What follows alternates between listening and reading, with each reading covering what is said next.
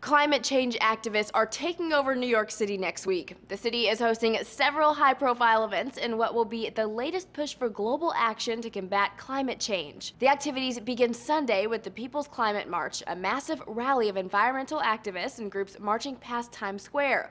Organizers expect the turnout to surpass 100,000 people, and over 1,500 businesses and organizations are supporting the movement. If the march meets its turnout goal, it could surpass Copenhagen's massive climate change protest in 2009 as the largest demonstration of its kind in history. After the rally, climate groups are planning a week's worth of public events about climate change, stretching from September 22nd through the 28th. It's all part of the run-up to an international climate summit to be held in the United Nations headquarters in New York on September 23rd.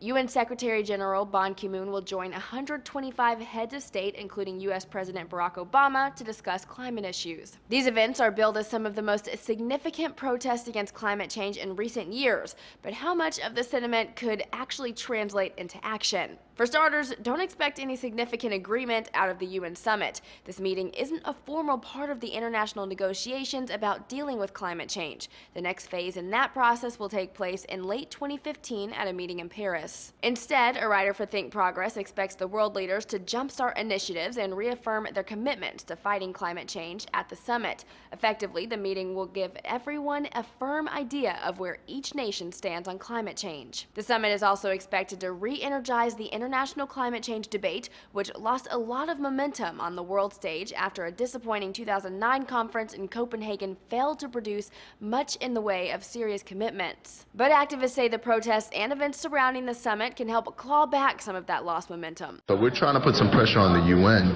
to make some changes, not now, but right now. The People's Climate March is being joined by simultaneous events in about 150 countries around the world. It starts at 11:30 a.m. Eastern Time. For Newsy, I'm Jasmine Bailey.